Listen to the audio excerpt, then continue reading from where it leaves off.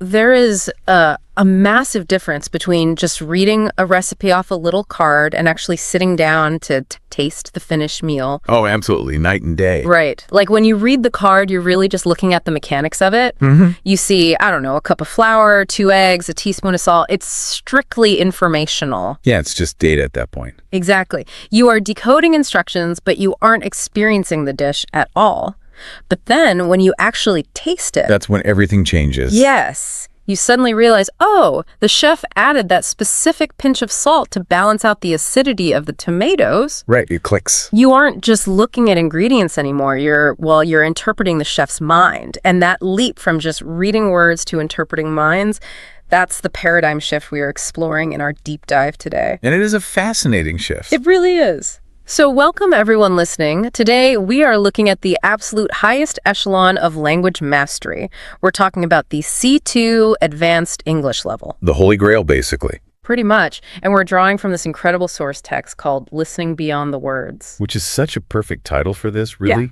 Because that transition from the C1 level to the C2 level, it is arguably the most difficult chasm to cross in language learning. Why is that exactly? I mean, C1 is already so advanced. It is.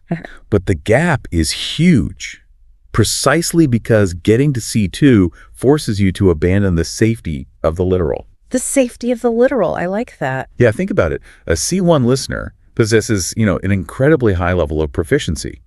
They can sit in on a fast-paced, really complex debate, track all the arguments perfectly, and then report back exactly what was argued. Right. They catch all the facts. Exactly. They have mastered the vocabulary. They've got the grammar down perfectly. To use your analogy, they can read the recipe perfectly. But they aren't necessarily tasting the meal yet. Precisely.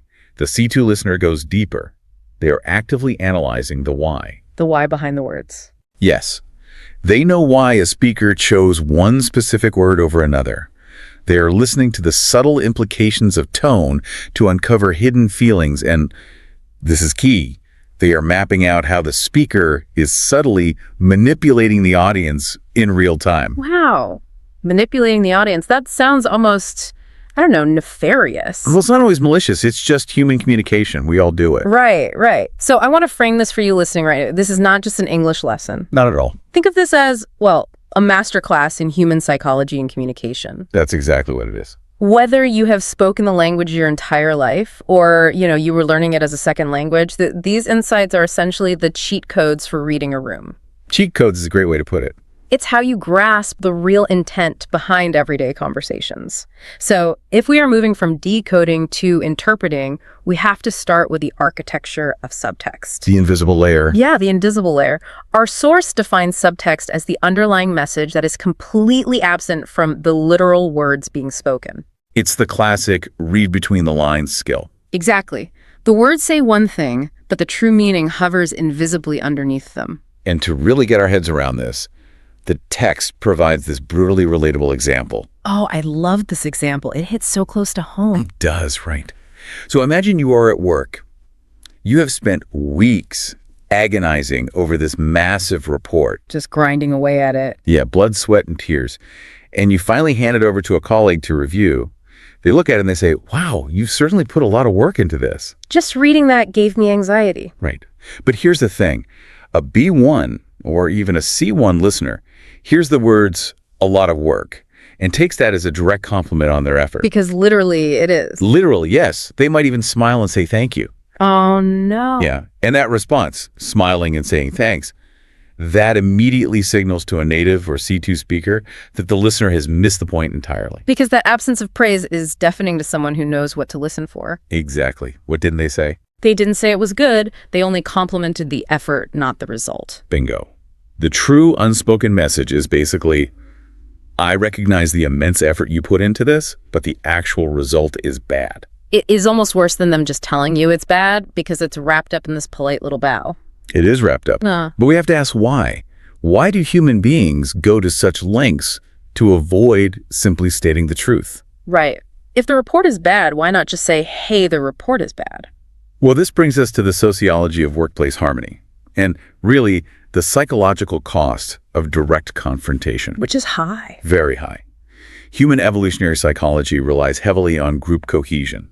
Direct criticism can cause immediate defensiveness. It triggers that fight or flight response. Exactly. And that leads to a breakdown in cooperation. We need to cooperate to survive, evolutionary speaking. So by hiding the criticism in subtext, the speaker allows the listener to save face. That's the mechanism. The speaker gets to register their disapproval without initiating open conflict. And the listener receives the feedback without public humiliation. Yeah. It's a delicate social dance. It really is a very intricate dance. And, different workplace cultures handle this differently too. Like a scrappy tech startup might value radical candor where directness is actually prized. Sure, move fast and break things, including feelings sometimes. Right. But in a legacy corporate environment or, in certain cultural contexts, indirectness is the absolute rule of law. You just do not say the bad thing out loud. Absolutely. But this brings up a mechanical question for me. Okay, let's hear. If the words themselves don't carry the criticism, if the literal transcript of the conversation just says, you put a lot of work into this, how does the invisible become visible? How do we detect it? Yeah. How do we actually hear the subtext if the words aren't saying it? Well, we hear it through a concept called prosody. Prosody? Yes. Prosody is essentially the music of the message. It encompasses the rhythm, the stress, and the intonation of speech. Because we don't speak like robots. Exactly. We do not speak in flat robotic monotones. We use our vocal cords, like instruments, to add layers of meaning. And often, that music completely overwrites the dictionary definition of the words. It overrules the words entirely. The source text gives a perfect example of this with the phrase, "That's an interesting idea." Oh, man. Interesting. The most dangerous word in the English language. It really can be. Let's break down the acoustics of that because it's fascinating. The speaker places a very heavy stress on the word interesting, right? Heavy stress. And they draw the word out while their pitch rises and then falls. So it's not a short, sharp, that's an interesting idea. It's, that's an interesting idea. Spot on. I can literally see the skeptical eyebrow raise that goes with that delivery. Right. It's a whole physical performance. And when delivered with that specific musicality, this phrase almost never means the idea is genuinely fascinating. What does it mean then? It functions as what linguists call a holding phrase. A holding phrase. Yeah. This occurs when someone is presented with an idea they dislike, but the social dynamics dictate they cannot reject it outright. Like if they are talking to their boss. Or a very sensitive client. You can't just say, no, that's terrible. So the literal words acknowledge the idea, satisfying the social requirement to just, respond. Exactly. But the prosody communicates the rejection. The drawn-out syllables signal hesitation. And that rising falling pitch signals unresolved skepticism. It's amazing how our tone of voice does just an incredible amount of heavy lifting. It does the majority of the work in that exchange. And speaking of manipulating language to manage social friction, the source also delves into hedging and softening language. Yes, hedging. This is crucial for C2 mastery. I like to think of hedging as verbal bubble wrap. Verbal bubble wrap. I love that analogy. Explain that. Well, think about it. You have this sharp, potentially dangerous object, like a strict command, right? And if you just throw it at someone, it's going to cause a puncture. It's going to hurt. It's going to cause that defensiveness we talked about. Exactly. So you wrap it in layers of soft, pillowy words to protect the recipient. And honestly, to protect yourself from looking like a tyrant. That is a perfect visualization. Yeah. And the example from the text illustrates this beautifully. The sentence is, I was just wondering if perhaps we could consider an alternative. Oh, wow. Yeah. If we dissect the syntax of that sentence, the sheer amount of fluff is staggering. Let's break it down. I was just wondering. What we could consider. Right. None of those words carry the actual weight of the message. It's all bubble wrap. All of it. A C2 listener instantly filters out all of that verbal bubble wrap to find the firm, non-negotiable directive hiding underneath. Which is simply, change this. Exactly. Change this. The speaker is not just wondering anything. They are telling you to do something else. But again, a direct command strips the listener of their autonomy. It can breed immediate resentment. Nobody likes being barked at. Right. So hedging creates the illusion of choice and collaboration. It makes the recipient feel like they are a partner in the decision-making process. Even when no actual choice exists. Right. And the C2 mastery lies in recognizing the illusion without being fooled by it. That's the danger zone for lower-level learners. Absolutely. Because if your boss uses all that hedging language and you take it literally, like if you're thinking, oh, they're just wondering, maybe I'll just keep my original idea. Oh, you are going to find yourself in hot water very quickly. Very quickly, because you miss the command hidden in the fluff. So hedging uses indirectness as a shield to protect people's feelings and maintain harmony. Right. But the exact same mechanism of indirectness can be flipped and used as a weapon. A weapon. Okay, now we're getting into the spicy stuff. Yes. Instead of protecting, it mocks. This introduces a significant contextual clash where the words say one thing, but the intent is entirely aggressive. We are talking about irony and sarcasm. We are. Our source points out that these are absolute staples of communication, particularly in British and Australian contexts. It was practically a second language there. For sure. But let's be really precise with our definitions here, based strictly on the text. Yes, let's separate irony from sarcasm. Right, because sarcasm is defined here specifically as irony used with a biting intent to mock or convey contempt. It's not just saying the opposite of what is true. No, it is saying the opposite of what is true with a sharp, critical edge. And the classic example from the source paints a very vivid picture of this. Imagine you are outside, it starts pouring down rain, you are getting completely soaked. It's just miserable. Completely miserable. And someone turns to you and says, "Oh, wonderful. Perfect weather for a picnic." Classic. This is the contextual clash in action. The literal words are wonderful and perfect. But the physical reality of the freezing rain completely contradicts those words. Exactly. Now, a lower-level listener might experience a moment of genuine confusion here. I can see that. They hear perfect weather, they feel the rain, and their brain sort of short circuits trying to reconcile the two. Right. They might legitimately wonder if the person enjoys sitting in thunderstorms. Like, do you want me to get the sandwiches out? We're soaking wet. Exactly. But the C2 listener instantaneously processes that contradiction. Instantaneously. Yes. The brain's pattern recognition software kicks in, bypassing the confusion entirely. It categorizes this statement not as a statement of fact, but as a disguised complaint. Exactly. And it is a highly efficient way of communicating shared misery. Because complaining direct, like just whining, I hate this rain, that can really lower the mood of the group. It brings everyone down. But framing the misery as a sarcastic joke creates a moment of shared solidarity. It's a coping mechanism, really. It is. Okay, I follow the logic there when it's pouring rain. The environment provides the clue. It's a massive contextual clash. Right, the rain is right there. But I want to push back on this for a second. Okay, push back. Because we just established, literally a few minutes ago, that prosody, the music of the voice, is how we detect subtext. We did say that, yes. So if prosody is the key, how on earth do we understand sarcasm when the speaker intentionally removes all vocal emotion? The source brings up the concept of deadpan delivery, which feels to me like it breaks all the rules we just discussed. It's a great observation. Deadpan delivery is arguably the ultimate inferential challenge for a language learner. Because there's no music. There's no music. The text gives the example of someone looking at a massive mountain of paperwork on their desk. And they say, in a completely flat, robotic, emotionless tone, "I can't wait to get started on this." The speaker has deliberately stripped away all the prosodic clues. Everything. There is no sarcastic sigh. There's no rising and falling pitch. The acoustic surface is perfectly flat. It's like trying to climb a glass wall. That's the way to put it. There are no handholds. So how does the brain actually decipher that if there's no clue in the voice? It requires high-level logical inference. The listener must ask a purely logical question based on human nature. You look at the mountain of paperwork, you hear the flat tone, and you ask yourself a question. Which is it plausible that a human being is genuinely eager to tackle a massive pile of tedious bureaucracy? And the answer is almost universally no. Exactly.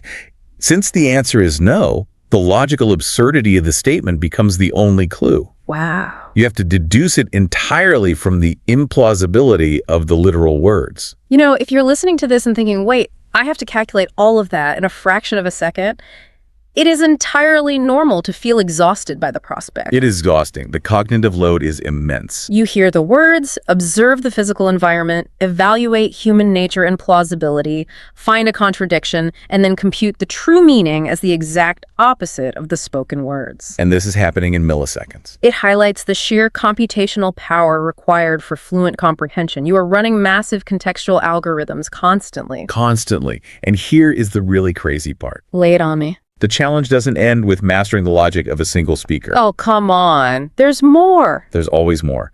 Because once you figure out someone's deadpan delivery or their preferred hedging style, you have to account for the fact that they will change the rules entirely depending on who else walks into the room. Ah, right. The environment changes the speaker. Exactly. This brings us to the concept of the social chameleon. We are talking about register and code switching. Two very important terms. Just to define those terms for you listening, register refers to the level of formality a speaker uses. Ranging from highly formal professional language all the way down to very informal slang. Right. And code switching is the act of constantly shifting between these different registers depending on the social context. The source illustrates this with a really great scenario involving a manager. Okay, set the scene. Imagine this manager is in a high-stakes board meeting with a very important client. Her language will reflect the gravity of the room, right? So she might say something like, "We will endeavor to synergize our core competencies to facilitate a Q4 deliverable." Good grief. That is a dense thicket of corporate jargon. It's impenetrable. Yeah. But then the meeting ends. The client leaves the room. Okay. The manager turns to her internal team and her whole demeanor drops. She relaxes. Yes. And she says, "Right, let's just get this thing done by Friday." Yeah. Such a stark contrast. But here is the fascinating part. The underlying meaning, finish the work by the end of the week, is identical in both sentences. Right. Facilitate a Q4 deliverable means the same thing as get this thing done by Friday in that context. Exactly. But the C2 listener engages in what we call pragmatic listening. Pragmatic listening, meaning what? Meaning they dissect the function of the switch. The manager didn't suddenly forget her high-level vocabulary when the client left. She didn't lose her dictionary. No, she executed a deliberate social strategy. Think of code switching, like adjusting the suspension on a car. Oh, I like where this is going. When you are on the smooth, high-speed corporate highway with a client, you need stiff, formal suspension. To handle the curves. Exactly. Endeavor to synergize is the linguistic armor of the professional. It is armor. It builds credibility, it projects authority, and it signals to the client that she belongs in that boardroom. It says, "I am a serious person." Right. But if she took that same stiff suspension off-roading with her team, the ride would be unbearable. It would be terrible. If she turned to her developers in the break room and told them to synergize their competencies, it would create massive social distance. It would sound arrogant. And completely out of touch. Exactly. So she drops the suspension. Let's just get this thing done by Friday. Dropping the corporate armor builds rapport. It creates solidarity and a shared, no-nonsense purpose with the people who actually execute the work. It signals, hey, I am one of you. Yes. As a listener, you aren't just translating words anymore. You are acting as a real-time social psychologist. You are watching power structures shift. You are seeing who is trying to impress whom and who is trying to build a bridge. You have to hold both of those registers in your mind simultaneously, understanding the emotional weight and social strategy behind the vocabulary choices. And that takes a lot of practice. It does. But, this analytical layer is fascinating, but it all relies on one massive fundamental assumption. Which is? It assumes you actually share a common reality with the speaker. Oh. You can deduce the manager's code switching because you understand the typical dynamic between a boss and a client. You know the roles. Right. But what happens when the speaker uses a shortcut to a reality you don't even know exists? And this is where we hit the wall. The invisible layer. The invisible layer. Our source identifies this as the realm of cultural resonance and assumed knowledge. Assumed knowledge. Yes. When people communicate at the highest levels of fluency, they rarely explain concepts from scratch. It takes too long. Exactly. So they rely on a vast network of cultural shorthand. We're talking pop culture references, historical parallels, literary allusions, idioms. They use these shortcuts to convey highly complex ideas instantly. Right, assuming the listener's brain contains the exact same cultural database to draw from. And if it doesn't? You're lost. Completely lost. The text provides some excellent examples of this. For instance, someone might describe a terrible situation at work as a catch-22. Oh, yeah. Very common phrase. But if you merely translate the words, it is nonsensical. Catch and 22. Right. If you don't know the reference, you're just left wondering what the first 21 catches were. Exactly. Yeah. The literal words offer absolutely no help. No. But the C2 listener knows that catch-22 refers to the title of Joseph Heller's novel. It originated as a specific military paradox in the book. Yes, but it embedded itself into the English language to describe any frustrating bureaucratic nightmare where you cannot escape because of contradictory rules. Right, the classic example is, you need experience to get a job, but you need a job to get experience. That is a catch-22. And you convey all of that frustration with just one hyphenated word. It's incredibly efficient. The text also mentions Groundhog Day. Another great one. Right. Someone says, man, this week is just like Groundhog Day. Now, if you haven't seen the classic Bill Murray film, You are literally picturing a furry little animal predicting the weather. which makes no sense in the context of a stressful work week. Exactly. But the cultural resonance is that of a repetitive, deeply frustrating cycle where the exact same events play out over and over without any progress. Right. The alarm wakes you up, and it's the exact same day again. The speaker doesn't have to explain the plot of the movie, they just drop the title and the entire emotional weight of the film is transferred to you. If you share the database. If you share the database. But the example from the text that truly demonstrates the staggering efficiency of assumed knowledge is the historical parallel. Historical parallels pack the biggest punch. They really do. The source brings up the concept of a Waterloo moment, specifically in the context of political commentary. Yes. Now, I want to be incredibly clear here for everyone listening.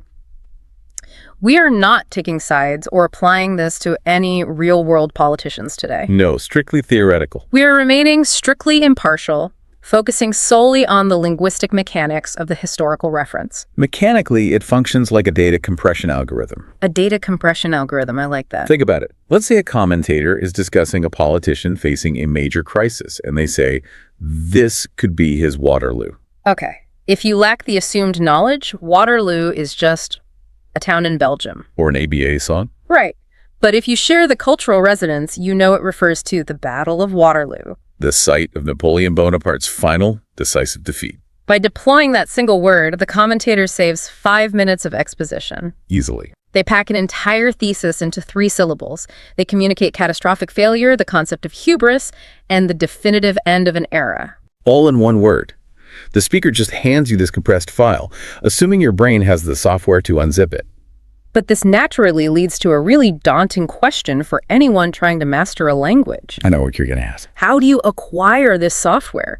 Do you just sit down and memorize an encyclopedia of British military history, American cinema, and mid-century literature? The source text is adamant that rote memorization will fail you entirely. It's impossible. It is. The universe of cultural shortcuts is too vast, and more importantly, it's constantly evolving. So what is the strategy then? How do you get there? The text advocates for 2 things: active curiosity and immersion. Active curiosity. Yes, you have to build a mental map of a host culture's touchstones. The textbook isn't a grammar guide anymore. It is the media ecosystem. The media ecosystem. You must immerse yourself in the news, classic films, and popular television shows.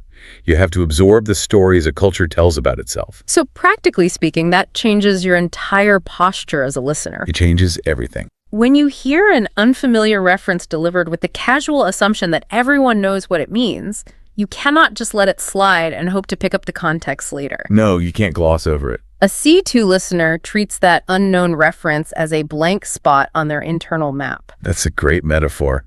A blank spot on the map. They stop, make a mental note, and actively look it up. Right then and there, if possible. You move from being a passive recipient of vocabulary to an active investigator of the culture. And this investigative mindset brings us from all the theory we've been discussing to practical application. Yes, how do we actually do this? The source material outlines an actionable fluency challenge to train these specific cognitive muscles. I loved this part of the text. The final challenge forces you to step right inside the machinery of the conversation. It really gets you under the hood. The setup is straightforward. but intense. Very intense. You find a short video clip, say 5 to 10 minutes maximum. Should be high-level communication, like a panel discussion or a late-night talk show interview filled with banter. Right. Unscripted, fast-paced dialogue. And here is the crucial constraint. You do not transcribe it. You must watch it just once. No pausing, no rewinding. Exactly. After watching, you break down your analysis into 4 specific pillars. Okay, let's walk through the pillars. Pillar number 1. Identify one moment of subtext. So you have to articulate the unspoken message. Yes. What was the true meaning hovering beneath the words? And structurally, how did you know? Did the speaker use a hesitant prosody? Was there heavy hedging? Exactly. You have to find the invisible layer. Pillar number 2. Identify irony or sarcasm. Where did the contextual clash occur? What was the physical or logical reality that contradicted the spoken words? And what was the speaker's true underlying emotion? Were they annoyed? Joking. Then pillar number 3 requires you to act as that social psychologist we talked about. Identify a register change. Pinpoint the exact moment the speaker shifted their level of formality. The analytical requirement here is to explain the why. Why did they drop their corporate suspension? Were they trying to project authority to a new person in the room? Or were they trying to build solidarity with a joke? You have to map the social dynamics. And finally, pillar number 4. Identify an unknown cultural reference. Find that moment of assumed knowledge, the movie quote, the historical event, the idiom that you didn't quite grasp. Even if you understood the rest of the sentence. Right. Then, engaging that act of curiosity, go look it up and fill in that blank spot on your map. Practicing these 4 pillars is the epitome of the C2 paradigm shift. It really is. It forces the brain to monitor the literal vocabulary, the acoustic prosody, the social dynamics, and the cultural resonance all simultaneously. Which is what native speakers do automatically without thinking about it. Precisely. You know, the immense value of this kind of listening just cannot be overstated. It transforms how you interact with the world. Mastering the unspoken is the dividing line between basic comprehension and true human connection. It really is. Whether you are prepping for a corporate negotiation and need to read the hidden power dynamics, or you're navigating a foreign culture, or honestly, just wanting to understand the layered humor in a film better, these are the tools you need. And it is a lifelong journey. You don't master the intricacies of subtext overnight. Definitely not. But simply waking up to the fact that this invisible layer exists is the first massive step. Just knowing it's there changes everything. It does. And as we conclude today, I want to leave you with a provocative thought regarding that invisible layer. Okay. Specifically regarding assumed knowledge. We discussed how C2 listening relies on shared cultural touchstones. Right, like a universally recognized movie like Groundhog Day or a major historical event like Waterloo. Exactly. But think about the world we live in now. In today's hyper-fragmented, fast-paced digital world, internet slang, niche memes, and algorithmic trends rise and fall in a matter of weeks. Sometimes days. Exactly. So the cultural landscape is fracturing. It is. It's completely splintering into these little bubbles. Precisely. So if the cultural textbook is no longer composed of universally watched films or universally studied history, Oh, I see where you're going. if it is instead constantly rewriting itself in real time across 1,000 different niche internet communities, does the finish line for true mastery ever actually stop moving? Wow.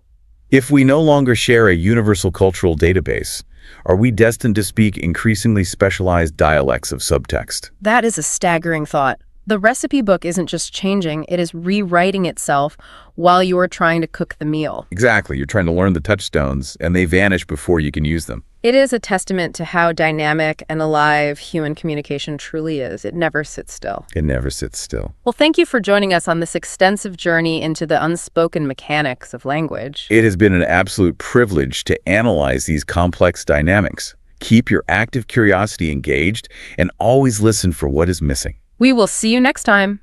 Goodbye, and enjoy decoding the invisible layers of your next conversation.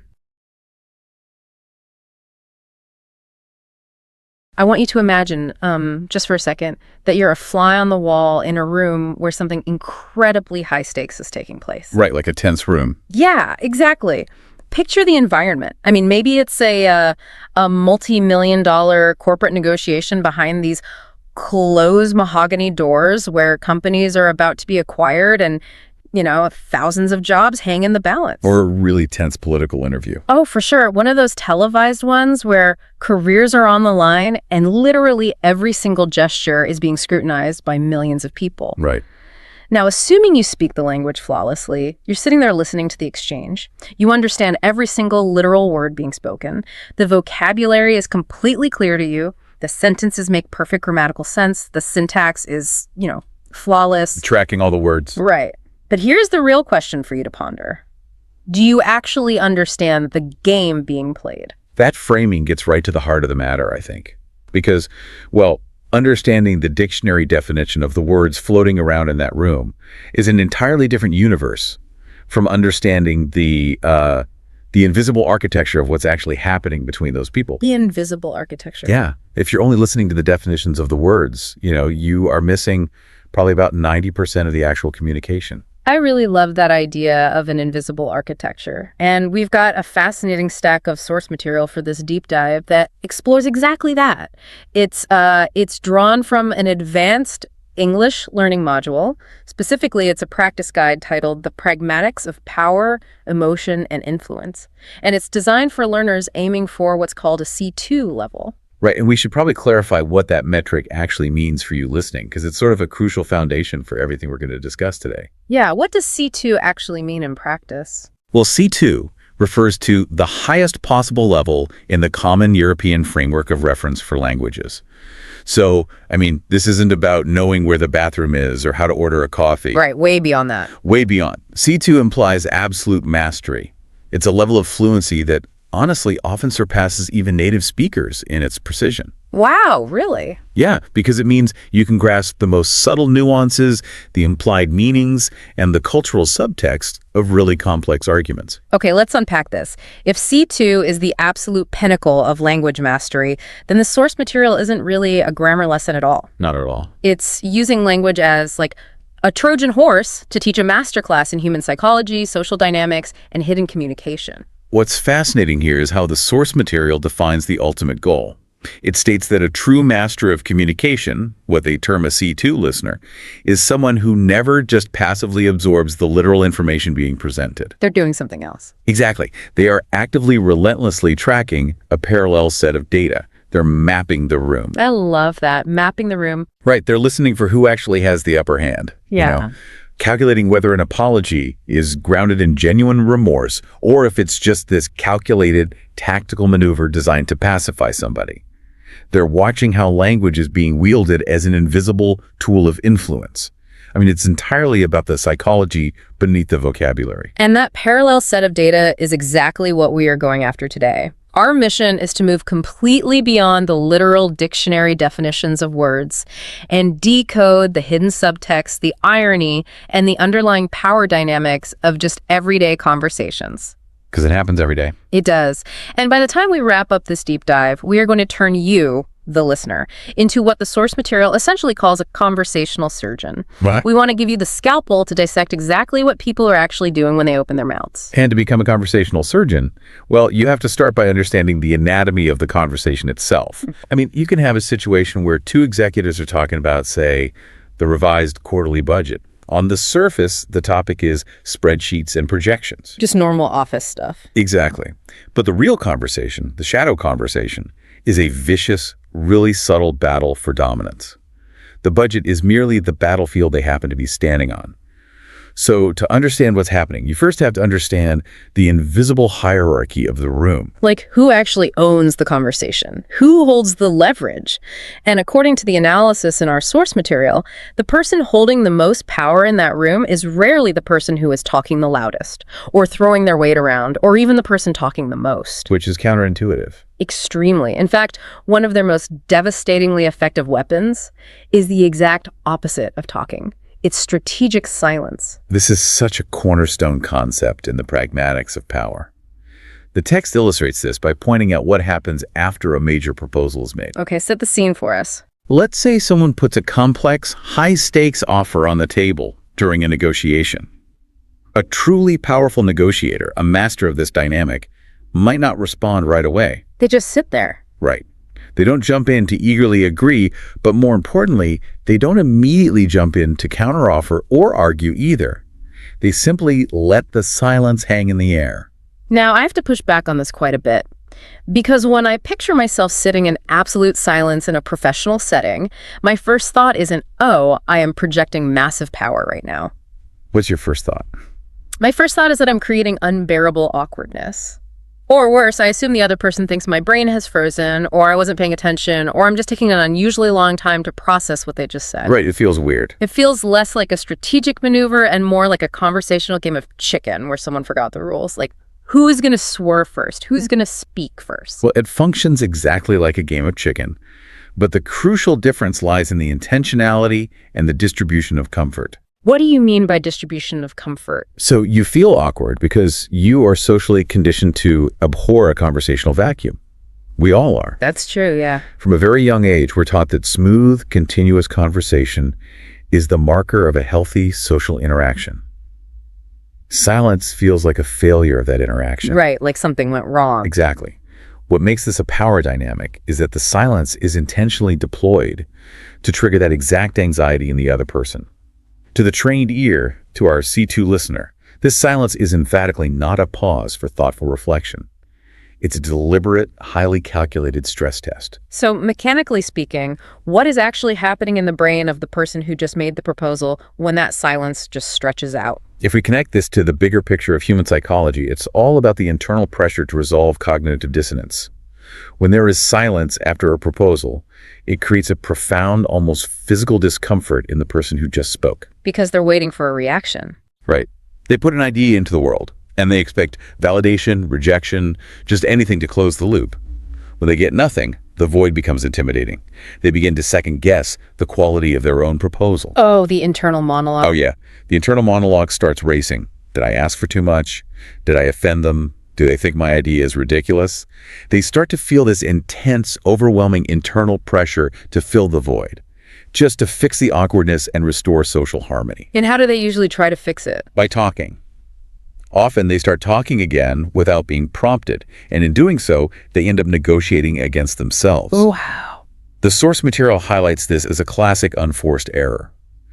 To break the unbearable tension of the silence, the proposer might spontaneously offer a concession, soften their stance, or add a caveat that weakens their position. They just give things away. Exactly. The person who stayed silent just gained a material advantage without uttering a single syllable. They let the other person's anxiety do all the heavy lifting. That is incredibly manipulative. I mean, they are literally weaponizing our own deeply ingrained social conditioning against us. Pretty much. We're wired to be polite, to keep the ball bouncing back and forth, and they just hit the brakes and calmly watch us crash into the dashboard trying to keep the momentum going. The true demonstration of power lies in the fact that the silent person is signaling, I am entirely comfortable with this discomfort. I am not bound by the same anxious social rules you are. I own this space, and I own the pace of this interaction. Okay, that definitely clarifies the sheer weight of silence. But let's look at what happens when the people in power actually do decide to speak. Because they don't just sit there silently forever. No, eventually they talk. Right. And the source introduces this concept of the conversational puppet master, which focuses on who controls the topic and who manages the turn-taking in a discussion. Well, a person in a position of power dictates the agenda. They are the ones who decide what the group is focusing on at any given moment. But the pragmatics of power dictate that this isn't usually achieved through blunt force. They're not just yelling. Right. A truly skilled operator doesn't slam their fist on the conference table and shout, "We are done talking about the marketing budget. We are moving to logistics." That would just make everyone mad. It reveals too much aggression and it breeds resentment. Instead, the source highlights how powerful speakers use decisive, smooth interruptions to steer things exactly where they want them to go without causing a mutiny. The example from the text that I found most illuminating was their breakdown of what linguists call discourse markers of redirection. Which sounds very academic. It sounds incredibly dry and academic, yeah. But the actual phrase is something we hear constantly in meetings, panels, and daily life. The classic example is, that's an interesting point, but what we really need to focus on is... Let's perform some conversational surgery on that specific phrase, because it is a brilliantly constructed two-part mechanism. It's linguistic sleight of hand. Okay, let's break it down. The first half of the sentence, that's an interesting point, is pure, unadulterated fake validation. It's a verbal pacifier. Exactly. It serves exclusively to pacify the person who is just speaking. It gives them the temporary illusion that their contribution has been heard, processed, and respected. It lowers their defenses. But then the hammer drops. Then comes the pivot. But what we really need to focus on is the second half is where the speaker forcibly seizes the steering wheel of the conversation. Using that word but. The word but is incredibly powerful here. It essentially erases the validation that preceded it. And the phrase, what we really need to focus on, does tremendous heavy lifting. It completely delegitimizes the previous topic. Like it wasn't important at all. Right. They aren't just casually suggesting a change of subject. They're officially declaring that the previous subject was a distraction, an indulgence, and they, as the authority figure, are returning the room to the true urgent agenda. And if you are actively listening for this, if you're tracking that parallel set of data, you suddenly become acutely aware of who the true conversational puppet master is. You start to see the invisible strings attached to everyone else in the room. They're pulling the strings. Yeah. The puppet master is subtly yanking the conversation back to their preferred home turf, and they execute it so smoothly, draped in that fake validation, that the person who is interrupted usually doesn't even realize their idea was just publicly buried. They might even nod along, feeling respected because they were told their point was interesting. This naturally leads us to examine the flip side of this dynamic. If the powerful person is establishing dominance through strategic silence and smooth redirection, how is the less powerful person behaving? Right, what are they doing? How does the invisible architecture manifest in those who hold less leverage? The source material details how people signal their lower status or their lack of power in a specific contextual interaction through what is called deferential language. This involves things like hedging and using tag questions, right? Correct. Hedging is a linguistic strategy used to soften a statement so it doesn't sound too absolute, arrogant, or aggressive. Give me an example. Instead of a junior employee stating definitively, the timeline for this project is unrealistic, they'll hedge. They might say, it just seems to me that the timeline might potentially be a bit tight. And tag questions are those little interrogative add-ons tacked onto the end of a declarative sentence like, don't you think? Or that, isn't it? Like, this is probably the best approach for the client, don't you think? Here is where I struggle with this interpretation, though. Does using that kind of language actually mean the person speaking is inherently insecure? That's a common misconception. I mean, do they fundamentally lack confidence in their own professional abilities? Because I catch myself using don't you think all the time, and I usually do it because I want to be collaborative. I want to invite the other person into the decision-making process. I don't necessarily feel powerless when I say it. That is a highly perceptive distinction, and the source material is very precise about this exact nuance. The C2 listener, the conversational surgeon, does not automatically hear this deferential language as a sign of inherent, deep-seated personal insecurity or a flawed personality trait. So what are they hearing? They decode it as a highly calibrated subconscious recognition of the conversational hierarchy in that specific moment. Oh, so it's entirely relational. It changes depending on who else is in the room. Precisely. If we connect this to the bigger picture of sociolinguistics, it's about navigating the social landscape safely. A very confident, highly competent mid-level manager might speak with absolute unhedged certainty to their own direct reports. Right, because they have the power there. But that same manager might heavily use hedging and tag questions when presenting an idea to the CEO of their company. They aren't suddenly insecure about their idea. They are subconsciously acknowledging the CEO's superior power to veto that idea. That makes total sense. These linguistic tics that it just seems to me that you think are functional tools, they're subconscious appeals for validation from the person who holds the ultimate authority. You are presenting your idea, but you are carefully handing the final stamp of approval over to the apex predator in the room.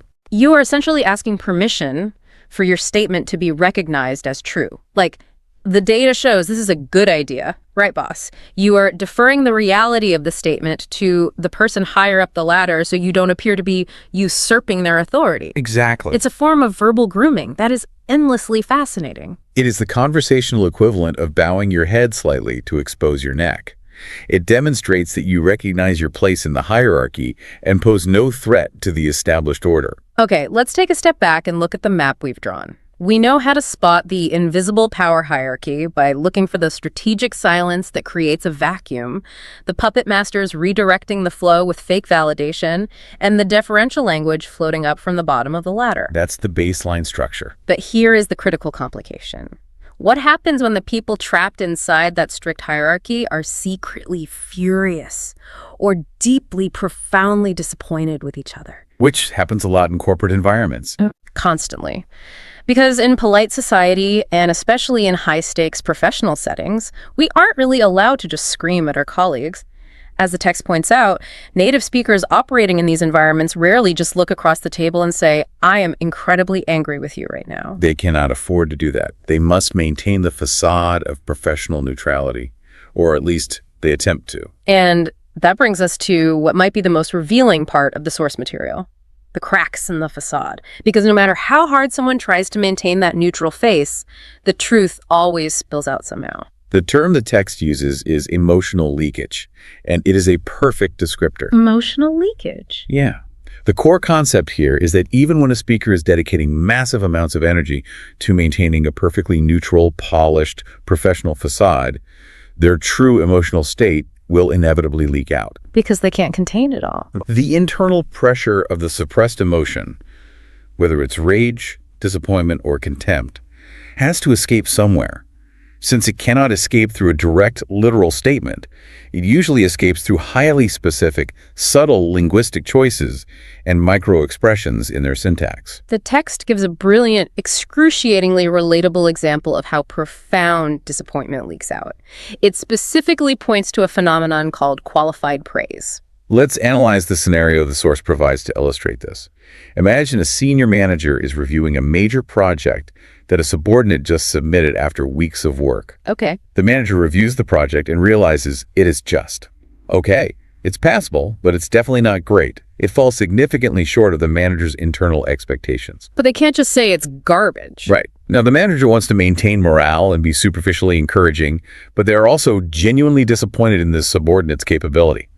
So they sit down for the review and say, for the time you had, this is a solid effort. Oh, that is devastating. It's like receiving a beautifully wrapped, enormous gift box with a big shiny bow on it, but you eagerly tear it open, and inside there is just a single, plain, gray pair of socks. That's exactly what it feels like. The packaging of the sentence is praise.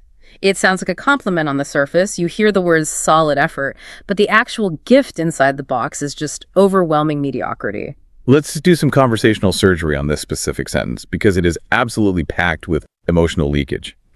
Our C2 listener instantly zeroes in on the opening phrase, the qualifier, for the time you had. Because without that opening phrase, the sentence is just, this is a solid effort, which, while not amazing, is a fundamentally straightforward positive assessment.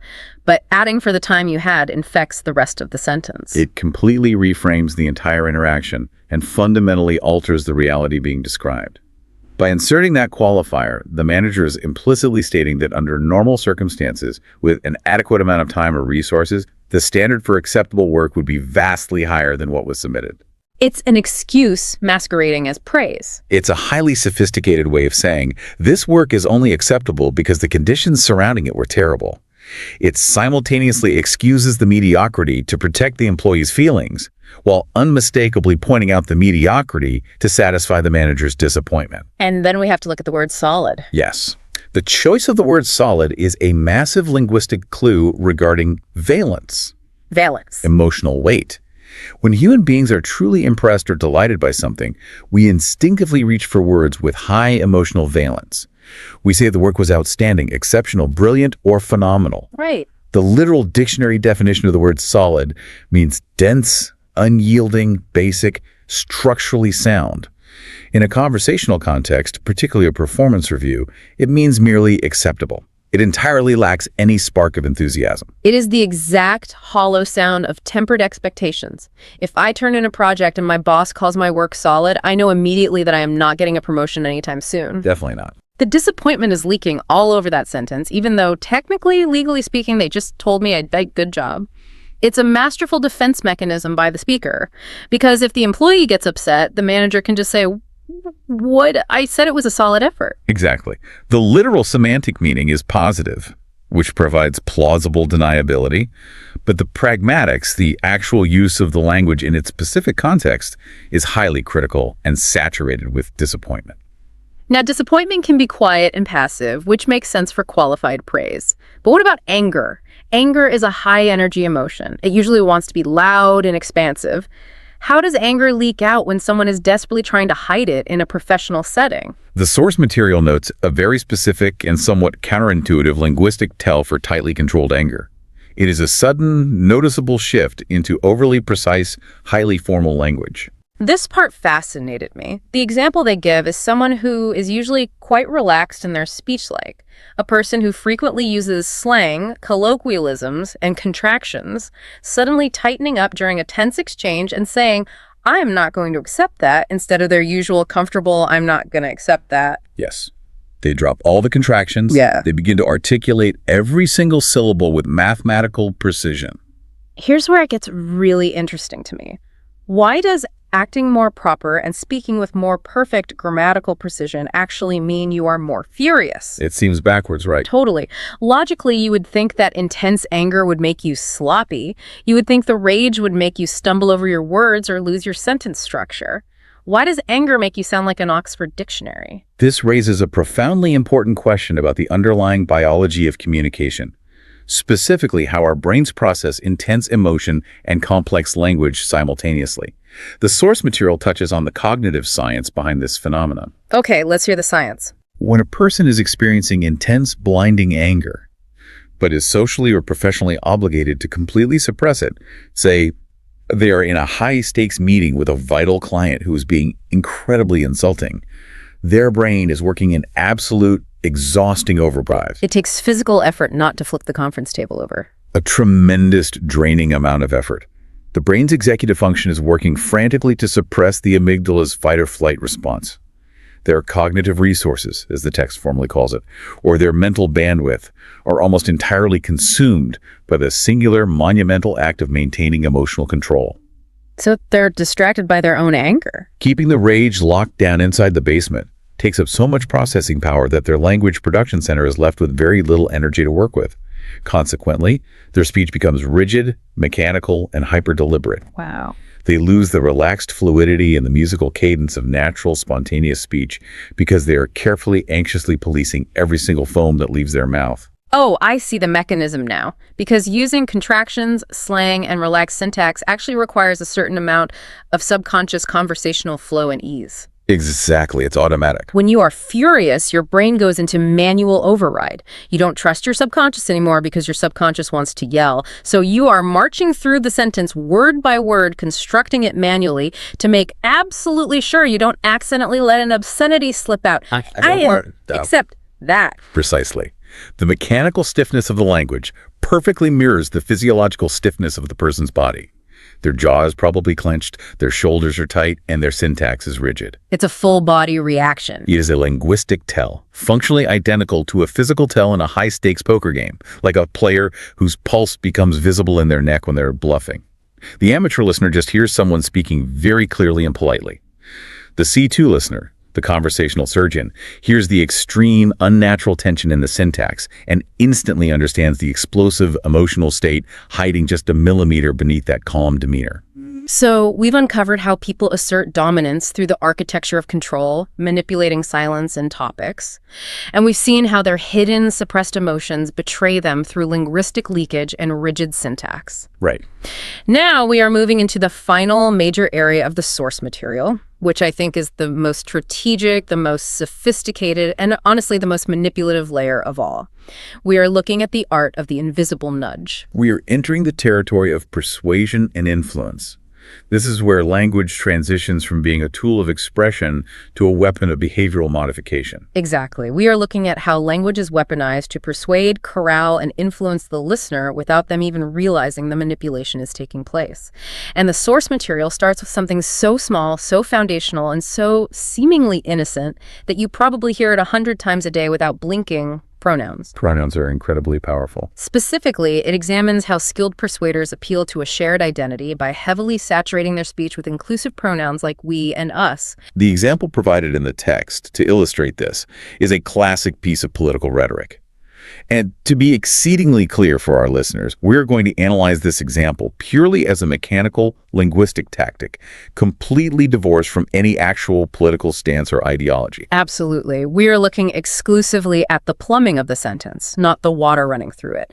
So the example is a speaker standing at a podium, looking out at a crowd and saying, "We all know that what our country needs is common sense reform." Now, a natural pushback on this might be, isn't saying we just a standard, friendly, relatable way to build rapport with an audience? Yeah, that is exactly what I was wondering when I read it. It's what public speaking coaches tell you to do. Right. It sounds inherently inclusive. It sounds like the speaker is trying to bring people together and bridge divides. How is the word "we" weaponized? It is weaponized because of what it implicitly and forcefully creates out of thin air. When a skilled persuader uses "we" in this specific declarative context, they are not merely describing a pre-existing group of people who have already agreed on a topic. They're making it up. They are actively constructing an artificial in-group right there on the spot in real time. They are drawing an invisible psychological circle around themselves and the audience, and they are declaring, without evidence, inside this circle, we are united. We already agree on this. We all know that assumes the conclusion before the debate even starts. Right. And the truly insidious part is the logical, unavoidable flip side of that construction. If the speaker has artificially constructed an in-group of people who supposedly agree and possess common sense, they have simultaneously, by definition, created an outgroup. So if you disagree, the powerful unspoken subtext of the sentence is, if you, sitting in the audience, do not agree that we need this specific common sense reform, you are not part of this we. You're on the outside, you're other. And furthermore, since we have common sense, you, by disagreeing, must lack common sense. Wow, that is incredibly potent. It subtly forces consensus by making disagreement feel like social isolation. It's a huge pressure. If I am sitting in that audience and I raise my hand and say, actually, I don't think we need that reform, I am not just disagreeing with a dry policy proposal. I am actively removing myself from the tribe. I am exiling myself from the we. That takes a massive amount of psychological courage. Most people won't do it. That is incredibly powerful. And the terrifying part is that you usually don't even notice it happening. You just nod along because your brain desperately wants to be part of the safe, sensible group that knows things. It perfectly exploits our deep-seated evolutionary biology. Human beings are tribal animals. Our survival historically depended on belonging to the group. The weaponized we threatens that belonging. And it pairs very frequently with the next persuasive technique, the source outlines, the strategic use of the rhetorical question. Right. Questions that don't actually expect an answer. The text gives a great example of this. After all we've seen, can we really afford to do nothing? If we connect this to the bigger picture of cognitive processing, a rhetorical question in a persuasive context is never actually a genuine inquiry. It is a declarative statement in disguise. Sneaky. It is a Trojan horse dressed up as a question specifically to bypass your brain's critical defense mechanisms. Let's break that bypass mechanism down. Because if the speaker just stood there and explicitly stated, "We cannot afford to do nothing," my brain would naturally evaluate it as an argument. I might instinctively push back and say, well, hold on, maybe we can afford to do nothing. Let's look at the cost of action versus inaction. Because it's an assertion. Right. I would argue with the statement because it's presented as an assertion. Exactly. When someone makes a declarative statement, your critical faculty engages to test its validity. But a rhetorical question like, can we really afford to do nothing? Is linguistically structured so that the implied answer is unequivocally, universally no. There's no room for debate. None. It frames the entire complex issue in a binary way that makes any form of dissent seem completely illogical, irresponsible, or even morally bankrupt. It doesn't invite you to think. It traps you in their pre-constructed logic puzzle where only one answer fits. It's a closed loop. They ask the question, but they've already provided the only socially acceptable answer within the structure of the question itself. It's a remarkably efficient way to shut down debate while pretending to invite reflection. And that leads us perfectly to what the source material identifies as the most sophisticated, most difficult to detect technique of all, presupposition. I found this to be the most mind-bending concept in the entire guide. Presupposition is when a speaker structurally assumes a piece of information to be true, embedding it into the foundation of their sentence before it has ever actually been discussed or agreed upon by the people in the conversation. It's brilliant and terrifying. The text uses a classic high-pressure sales example to illustrate this. A salesperson sits down with you, presents a brochure, and asks, which of these two plans would you like to sign up for today? I want you to look very closely at the architecture of that sentence and tell me what is conspicuously missing. The word if. The entire fundamental question of whether I want to buy something at all has been entirely bypassed. Completely ignored. It reminds me exactly of a master magician doing a close-up card trick. You know when they fan out the deck and casually say, pick a card, any card, but they subtly angle the deck, manipulate the spacing, and push one specific card forward so that your hand inevitably grabs They force the card. Exactly. They force you to pick the exact card they need for the trick to work, while simultaneously maintaining the total illusion that you exercised complete free will. In the sales scenario, the salesperson skipped right over the crucial if you want to buy phase of the negotiation and aggressively advance straight to the which one are you buying phase. That is a flawless analogy. The magician forces the card, the skilled persuader forces the premise. Let's really unpack the brilliant invisible danger of presupposition. What makes it so devastatingly effective is that it radically shifts the entire cognitive and social frame of the conversation in a fraction of a second. How exactly does that shift work in real time, like mechanically? Think about the baseline mechanics of a normal transaction. In a fair, neutral conversation, if a salesperson asks, "Would you like to buy a plan?" the burden of proof is entirely on them.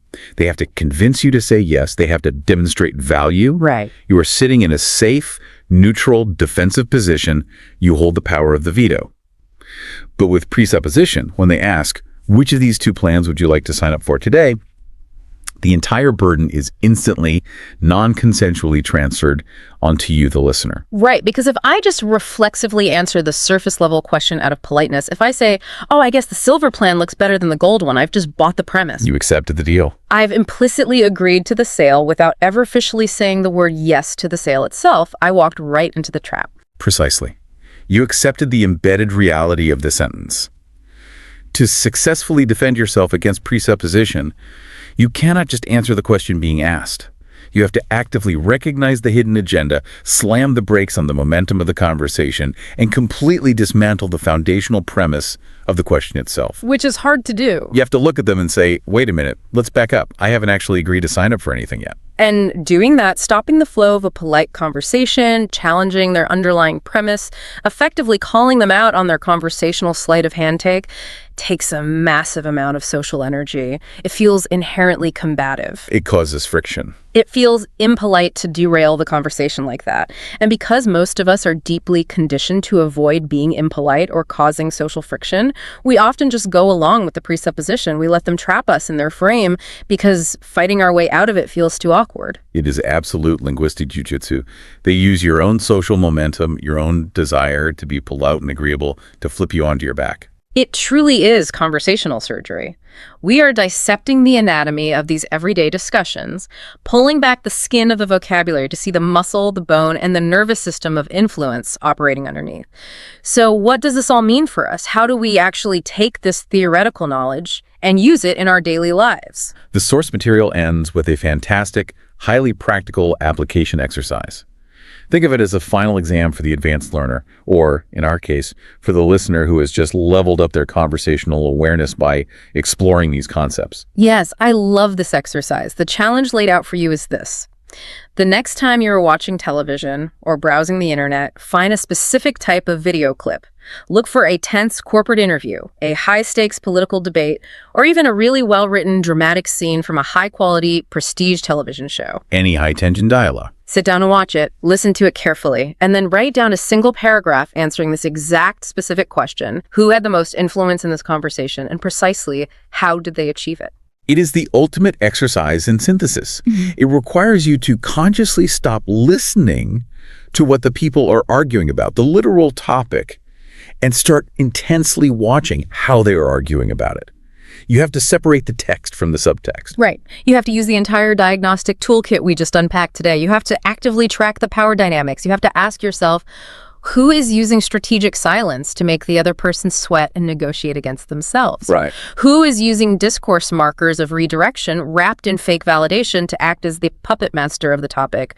Who is relying on hedging and differential language to signal their submission to the hierarchy? You also have to monitor the room for emotional control and leakage. You have to watch closely. Who is letting their deep disappointment leak out through the toxic mechanism of qualified praise? Who is suddenly dropping their contractions and speaking in rigid, overly formal syntax because they're consuming all their cognitive resources just to suppress their explosive rage. And finally, you have to spot the invisible nudges, the persuasive tactics. Who is attempting to manufacture an artificial binding consensus by weaponizing inclusive pronouns like we? Who is trapping their opponent in a logical cul-de-sac with rhetorical questions? And who is shifting the burden of the conversation entirely by embedding assumptions through presupposition? If you can reliably do that, if you can track all those parallel streams of data simultaneously, you have truly graduated. You've become a conversational surgeon. That's the goal. You are no longer just a passive participant drifting along in the flow of language.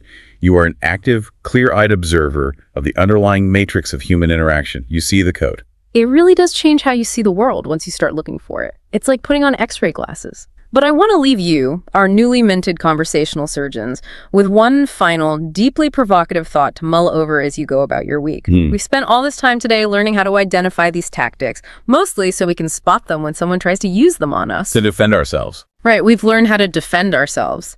But what happens when two absolute masters of this invisible architecture, two genuine C2 listeners who know every single trick, tell, and tactic in the book, sit down across a table to negotiate with each other? Oh, that's a wild thought. Think about that dynamic. If both of them instantly recognize the trap of strategic silence and refuse to fill the void, if both of them seamlessly dismantle the other's presuppositions before they can take root, if both of them effortlessly deflect the rhetorical questions, what happens to the communication? Does it just skull out? Does the language just break down entirely because all the tools of influence have been neutralized? Or does the conversation elevate into something else entirely, a totally silent, impossibly tense, high-stakes game of chess where neither side is willing to make the first move and the entire battle is fought in the spaces between the words? That is a truly fascinating scenario to imagine. It would be a battle of pure cognitive endurance. Think about that the next time you find yourself sitting in a completely quiet room, waiting for someone else to speak first. Until next time.